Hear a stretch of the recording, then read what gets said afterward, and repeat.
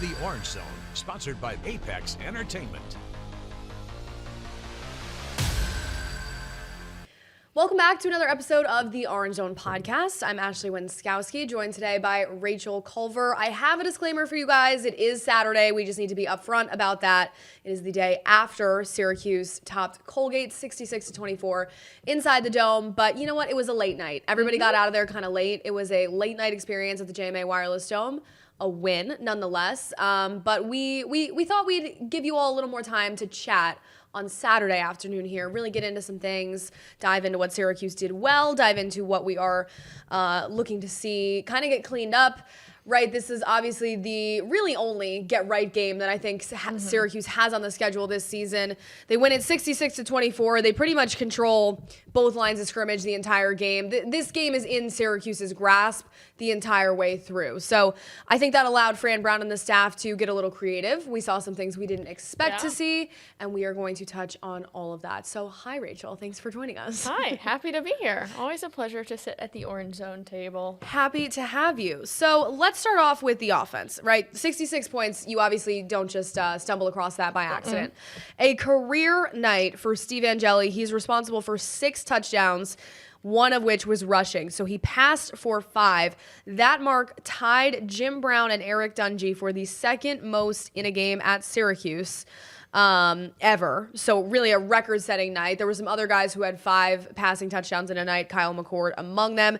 Nobody has ever had 6, but Steve did account for 6 with the one on the ground. Not names to sneeze at there in that category. No. And Fran Brown had a really interesting quote on that after the game, you know, comparing him to being in that same stratosphere as Jim Brown in terms of that mark was really special. So Steve Angeli, I should inform you all, now leads the country with 1,107 passing yards through 3 games. I mean, what an arc for Steve Angeli. Who would have thunk it? Truly. Who would have thunk it? Not us. Not I, not me. Coming out of Tennessee, definitely not. And coming out of UConn, maybe even less so. Like, I don't know. Like, there was definitely frustration from the fan base towards Steve Angeli after that game. But like I said, when your offense is firing on all cylinders and puts up 66 points, that's going to add quite a few yards to your total on the season. So interesting to see his name topping that chart right now. Definitely. I think even the UConn game, he escaped with like over 400 yards passing, which everybody was kind of like, how did that happen? How did we do that considering that we didn't score a touchdown until the fourth quarter? Right. And just the results you saw with your own eyes, right? I mean, unable to throw a forward pass at times, and he still escapes with that stat line. I think it's another testament to how Jeff Nixon really likes to run this offense, especially in the absence of Yasin Willis last night, Syracuse's top rusher, really the leader of that offense in many senses, sat last night against Colgate. Fran Brown did not answer any questions about his health after the game, but he did say last Monday in the presser that he is hopeful to have both Willis and Devin Grant back on the defensive side of the ball at Clemson. I'm sure we'll have another update on that kind of as we get into this Monday's press conference. But I would say you certainly want Willis out there. We saw the run game kind of struggle a little bit. Will Nixon got some touches, but nothing was dominant on the ground in the way that it sort of can be when Willis is out there. And then you'd expect that, and that's when you get to see kind of the arm of Angeli. And I think after a season with Kyle McCord, I think the fan base was probably hungry for that too, and just see him slinging some balls.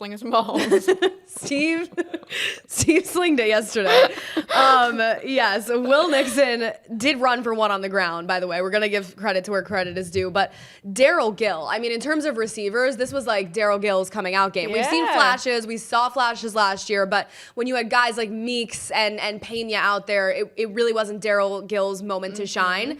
And last night felt like the start of something for him this year. He had 6 catches for 152 yards, 2 touchdowns. 5 total Orange receivers caught touchdown passes. And again, Angeli, Nixon, and Luke Carney ran for scores on the ground. Electric. Let me tell you something. I tweeted it, and it remains true. If you had Luke Carney scoring a touchdown, not only yesterday, but this season on your bingo card this year, you're lying. Just in the comment, you're lying. Don't believe you. But like we were also talking about the rule in which made that possible. Yes. We didn't know that was a thing. That if you lose your helmet in a play, you couldn't play the next snap, correct? Yes. It's just the one play after.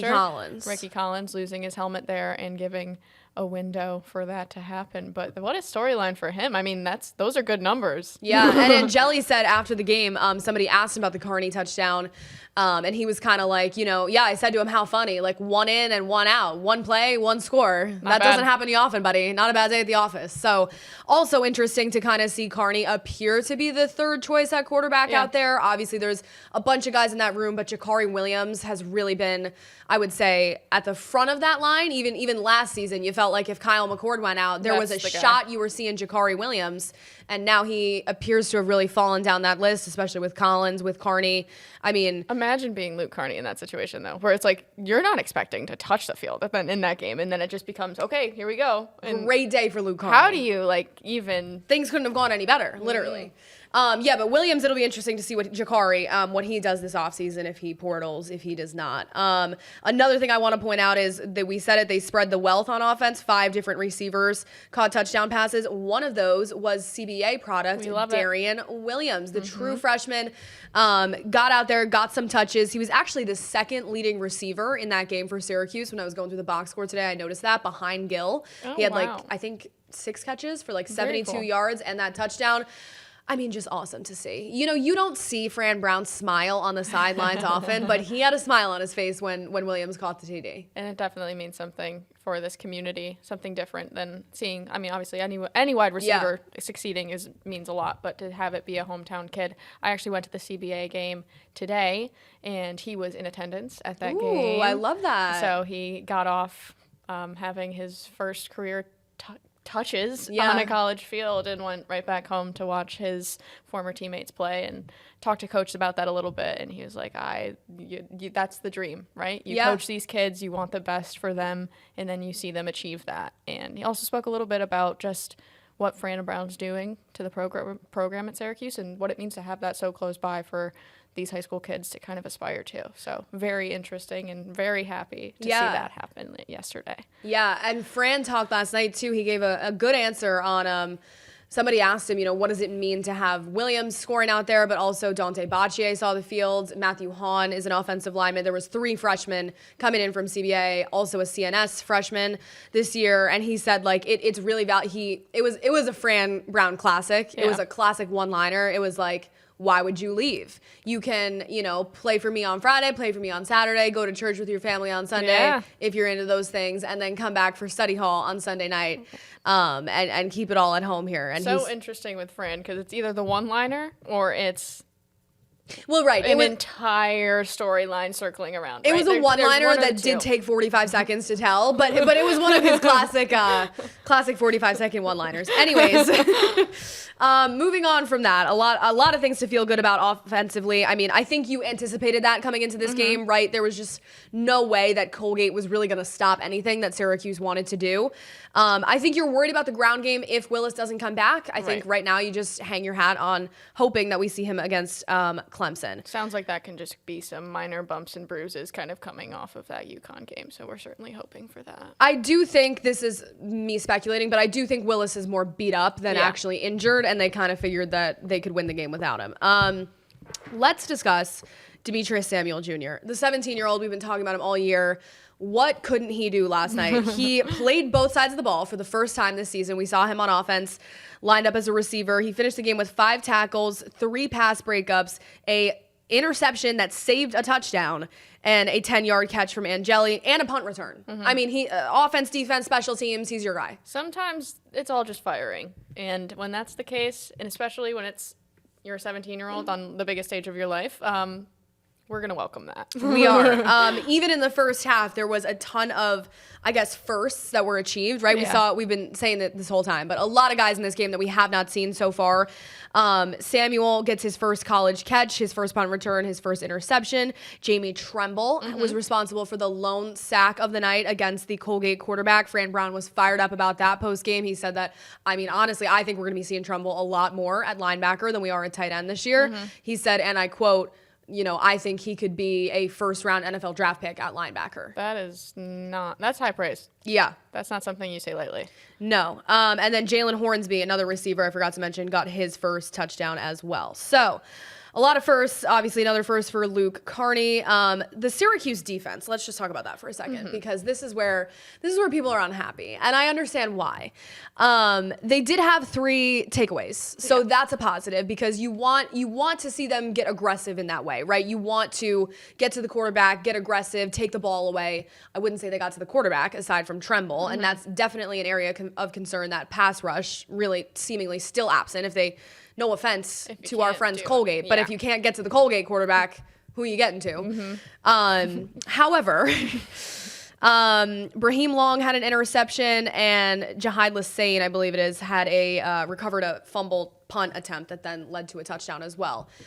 I wouldn't say the defense, in the first half, the defense actually played great. I think they gave up just 3 points before halftime. They looked really great. And then they started to put in some of those 2s and 3s in the second half. And that's when the wheels sort of started to fall off the bus. And that's to be expected, right? If you're playing around with different lineups and different people and getting all those firsts that we talk so much about, then you can't really sit there and preach, well, the defense needs to clean it up. I mean, you can. But definitely. There's a give and a take in that sense. You can't have it all. I think it's so interesting to kind of look at a game like this almost like philosophically, right? So how do you weigh the high points and how do you weigh the low points? Yeah. In a lot of ways, you're going into this game pretty much knowing that you're going to win it and you should be able to win it. So those highlights and those good parts of the game that you really felt stuck out and good things were happening, do they mean as much against a team like Colgate?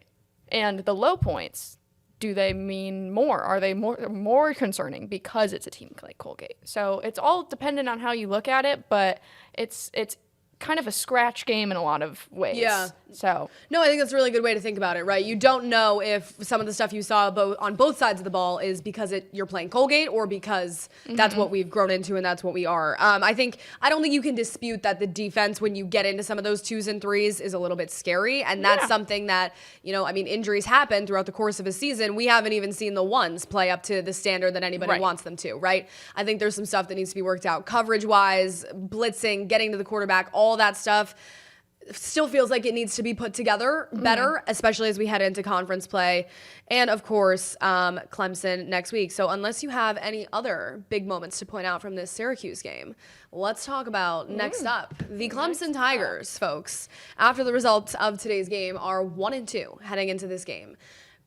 They lost this afternoon to Georgia Tech on a last-second game-winning 55-yard field goal. Shout out to the Georgia Tech kicker, first of all, 55 yards in college. But Georgia Tech took an early lead in that game. They were up 13-0, kind of allowed Clemson to get back in it, to tie it, and then they pulled it out at the end. But Georgia Tech is a force to be reckoned with, I think, in the conference this year. Obviously, Haynes King, an experienced guy at quarterback. But Clemson is next up. Clemson's going to be licking their wounds a little bit. Yeah, and I think if you're Syracuse, you have to imagine that they're not licking their wounds, right? Yeah. They might be, but you have to imagine that they're angry and ready, and all of the things that they've experienced in those 2 losses are going to work against you if you're Syracuse. Like, that is not good if you're Syracuse. Like, I think that's the mentality this team has to go into that game with. I almost think it's a bad thing for Syracuse that Clemson lost today. I know everybody's going to be like, they're exactly 1-2 now. Right. But Clemson's going to take this 1 of 2 directions, and you play for Dabo Swinney. I mean, you probably know what this one, right? They're either going to be in there, Death Valley, at home, ready to blow the doors off Syracuse and pissed off, or they're going to be depressed. We just lost to Georgia Tech. Maybe we don't have that inside pathway to the ACC championship like we thought we might. So definitely, Jinx. Definitely going to be interesting to see which way that goes. That game is next Saturday at noon. Yeah, in Death Valley, like you mentioned, is not helpful. Nationally televised. It's currently between ABC or ESPN. I'd put your money on ESPN due to the fact that Clemson lost. They like to put those ABC games. I think if Clemson won, it'd have a better shot at ABC. But we'll see. I could be wrong. Anyways, I believe you're right. Thanks. I trust you. That means a lot. We will hear from Fran Brown on Monday and, of course, give you guys all of the coverage and the videos and insight to that. But for now, a win is a win. Syracuse had a very good night at the Dome on Friday night, and they are 2-1 and headed into the heart of conference play. Anything else before we get out of here? I think we got to go practice our 55-yard field goals. Time to go outside the station. We got to hit it. Time to hit it. I'm Ashley Wenskoski. That's Rachel Culver. Thanks for joining us. We'll see you next week.